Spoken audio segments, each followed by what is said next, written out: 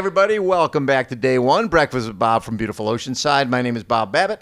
Brought to you by HOKA, Master Spas, deboer, wetsuits, Quintana Roo, and, of course, our Challenged Athletes Foundation. And we are in the midst of sending out $5 million in grants, and we'll be sending out our 50,000th CAF grant this month.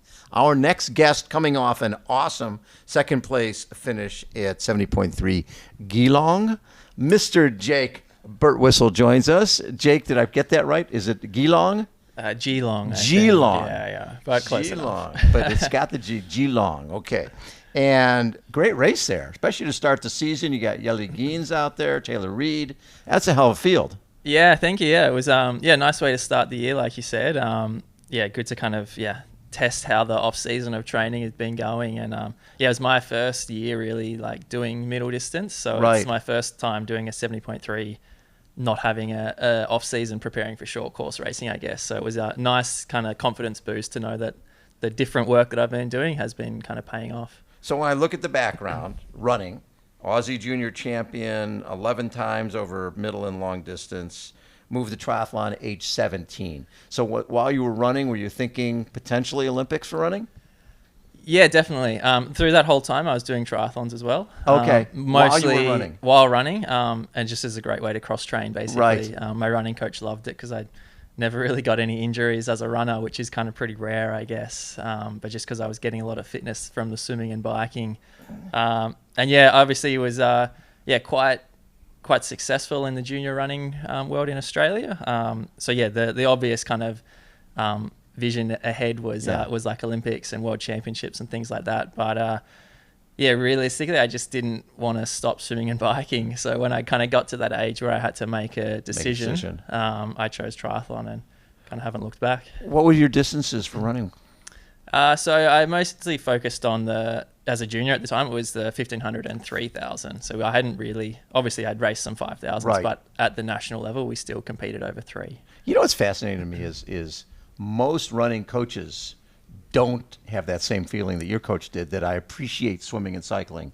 And I've seen so many athletes that have burnt out just running. And if you replace some of those run workouts on the trainer, I can understand they don't want them on the road getting hit by a car. Yeah. But you're on the trainer or you're doing some swimming, it's got to work for the engine.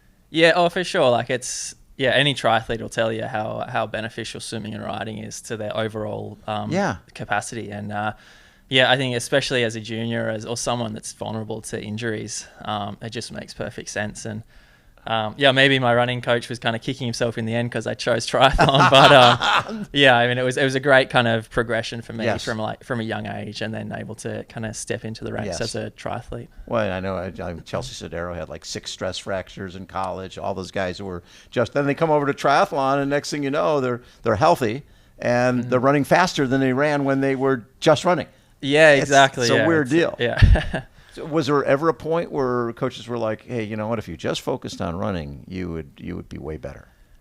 There was a bit, like for probably a year or two, there was a bit of kind of fighting, I suppose, from each direction. Triathlon kind of would really, and it ended up being great for me because I was kind of getting supported at the best capacity, I suppose, by both kind of federations, the athletics and the triathlon. So it kind of made it really, really good for me at that time. And it kind of just cemented my thoughts, I guess, that I wanted to be a triathlete more than a runner. So and on the WTS series, we're talking 115 starts going back to juniors, 41 podiums, 22 wins. Obviously, the goal is the Olympics. Yeah. The goal was always the Olympics, kind of growing up as a kid. For me, the Olympics wasn't the experience I'd kind of hoped for, but I guess that's kind of part of it. It wasn't the most successful event for me. I competed in Tokyo, and was going there as but in my mind a favorite. But you felt that you were going there to medal, obviously. Yeah. I mean, for sure. So 2019 was my best year for sure in the World Series. Yes. I was the only male to win more than one race on the circuit. Leeds and Hamburg. Yeah. So I was like, I won more races this year than anyone else. So then going into Tokyo in 2020, I kind of really saw myself as being a real contender for that. And then obviously we had COVID that kind of push things back 12 months, and it really kind of derailed me a little bit, I guess. My coach is in Europe, and I was kind of locked down in Australia, away from training partners and everything. So it, yeah, I mean, without obviously making excuses, anything can kind of happen. But yeah, it seemed to really be a big setback for me, I guess, and kind of never really got back to that same level over the short course. You know, what's fascinating to me about that, there's certain athletes who that year was great because they weren't quite there. Right. Then there's other athletes like yourself. You were there. You're rolling off at 2019. You've got two, leads. You're winning leads. You're winning Hamburg. Even the year before, you did the silver at the Commonwealth Games, right? So you're on a roll. Let's do these games now, and then it's like, then you got to try to stay healthy for another year, and new guys are coming in. People are getting better. Yeah, exactly. Yeah, like you look at some guys like the Hayden and Alex that kind of ended up being on that podium that, the 12 months beforehand, they probably wouldn't have been. No. Because they were that's the way their progression was going. They were kind of, I guess I was on the downward turn from my short course career, and they were definitely on the up and have gone on to do amazing things since. But I think if things were 12 months before, it could have been different, but who knows. So when you got your silver at Commonwealth Games, was that on the Gold Coast? It was, yeah. So home games. Oh my God! Yeah. How cool was that? Did you have all your family there? Yeah, I did. Yeah, I had the whole family there. Oh my God! Yeah, it was really special. Like that was for me, like, something that's you kind like of dream Olympics. of. That was your Olympic experience. Commonwealth Games, silver on Gold Coast. Yeah, for an Aussie, what could be better than that? Yeah, it was an awesome experience. And then Australia, we won the relay as well, and I was the anchor leg for the relay and already had a big lead, so I was kind of able to do like a victory lap for that. So high-fiving. Grabbing the flags down the finish chute. It was an awesome experience. Yeah. And the thing with Tokyo, it's not having people there. I know there was some people on the roads for the triathlon, but it's just not the same. It's not what I was dreaming of when I was a 12-year-old runner. You were dreaming of what happened at the Commonwealth Games. Yeah, exactly. That's what you were dreaming about. So now you're coming off that Olympics. It was sort of preordained. So after this Olympics, I'm going to be moving a longer course, or were you thinking Paris? I was thinking Paris. Because only 3 years away now. Yeah, exactly. Yeah. It seemed close, and I think a lot of it for me was because it wasn't that experience. Like I didn't have my family there with me or anything. I kind of wanted to have that Olympic Games experience with them, of course, and kind of get the full package, I guess. Even though the results were struggling a little bit for me for those couple of years, and I deep down I probably knew that I was probably better suited, just like the way I'd kind of developed and aged in the sport. Right. I should have probably made the switch to long course a little bit earlier. For me, I had that carrot of the Olympics, and I wanted to chase it all the way through. And I remember when Frodeno won the gold in 2008, and then he hung out until 2012. I'm wondering sometimes if you thought, I got the gold, time to move on, and move away from the short and jump right in while you got that raw speed. Yeah, for sure. You see it with a lot of people, don't you? That you think, maybe if they had have gone a couple of years earlier, it might have been different.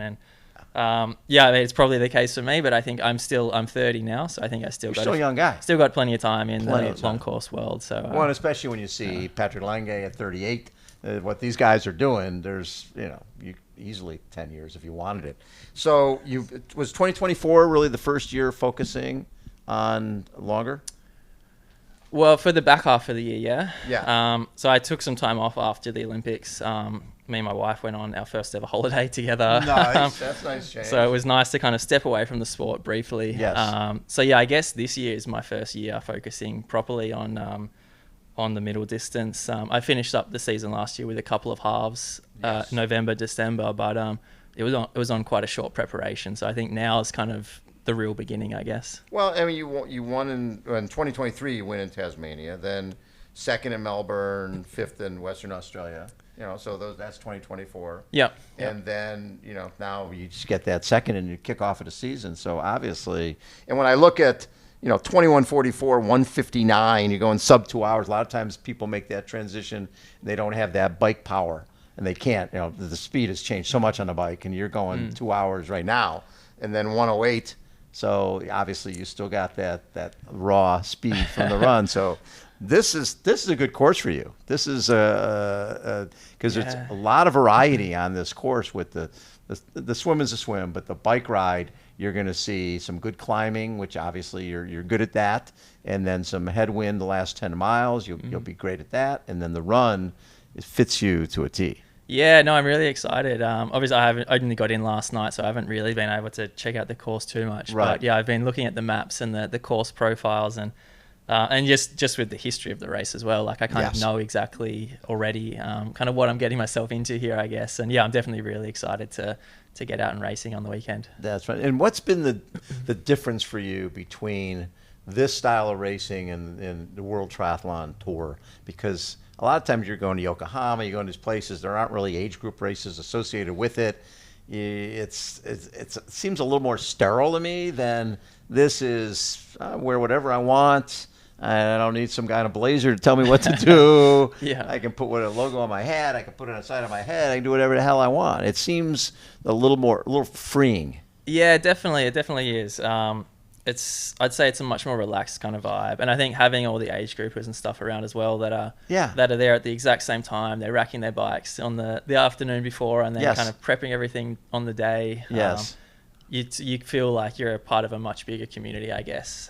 Whereas, like you said, in the short course, they often have races there, but it's maybe 3 hours before we're there, and we're kind of you don't see it. We're resting up in the hotel room, so you don't really experience or feel like you're part of that very much. So yeah, it's really cool. And obviously Ironman have the big expos and all the big kind of organization that goes into everything, which is really cool as well. Now, were you an age group triathlete, or did you go right away into pro? No, so through my junior years I was kind of pretty successful through, like, in Australia. Right. Well, actually, I guess I won a silver at the Junior Worlds in 2013. I guess I was actually very successful. Quite a good junior just in general. But yeah, so I kind of from there just stepped straight up in the pro. I raced under 23s for that 1 year, and I won the under 23s my first year. And nice. So once I was 21, I was racing just the Elite World Series and kind of continued from there. That's very cool. Now, what's the rest of the season going to be for you? Will you follow the Ironman Tour? So I'd kind of penciled in these first two races. Into what, this in Texas? Geelong and here. Oh, this in Geelong. Yeah.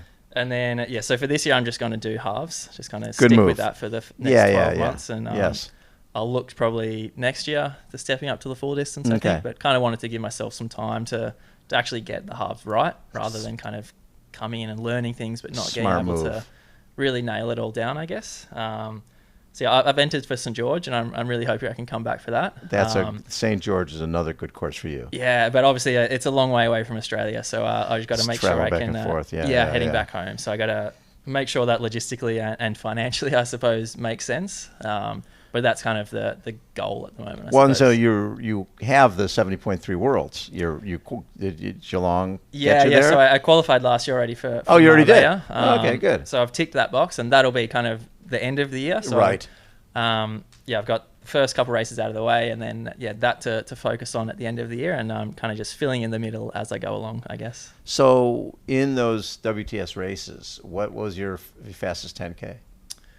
I think Yokohama was a really quick course in Japan, and I think the quickest I'd run there was in like 29:40 something.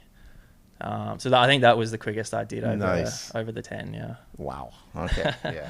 I mean, that's what's so cool is just seeing new people come in every year from the Olympic format, and they come in here and a lot of times they're bringing that raw running speed, but seeing you go 159 on the bike makes you obviously, the fact that you cycled all the way through the cycling, time trialing is nothing new for you. Yeah, exactly. Yeah. I think the racing kind of really suits my strengths now, I guess. When I was younger, I'd say I was much more of a punchy kind of athlete. More like criterium type of things, just which is obviously perfect for the WTS. Yes. That's what you needed. Yep. Even like with the running as well, like I was really good at kind of surging and kind of settling into paces. But as I kind of got a bit older and got a bit more strength, I feel a lot more comfortable kind of getting at that pace and just kind of staying at it for as long as needed, I suppose. Yes. Which is obviously kind of ties in perfectly with what I'm doing now with the middle distance and long distance in the future. So growing up in Australia, were there some of the Aussie pros who you looked up to?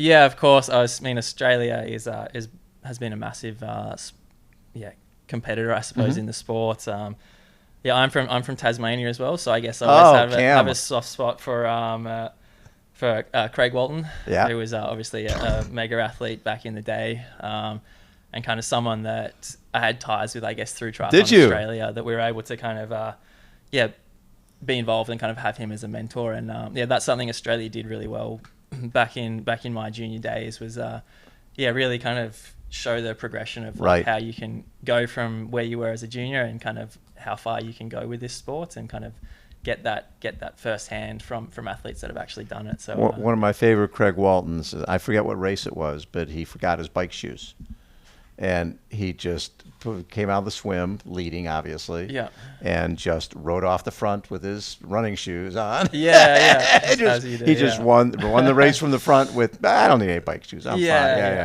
That was Waldo, man. He was a hammer. He could do it all. Yeah, for sure. And so we know it for sure done with the Olympic format. Yeah, 100%. Yeah, 100%. Yeah. Okay, that's very, very cool. Yeah. I love that. Well, good luck this weekend, man. You're going to have fun. This is such a perfect course for you. Yeah, thanks very much. Starting the season out with a second, you only got one spot to step up, man. Yeah, exactly. Yeah. So I'm really looking forward to it. Really glad to be here, and I've always kind of watched this event and watched all the athletes kind of start the year here. So it feels really cool to it's the right be here place myself. to be. Yeah. Yes. Jake, thank you for taking time, man. A pleasure to get to meet you, and hopefully we're doing more of this.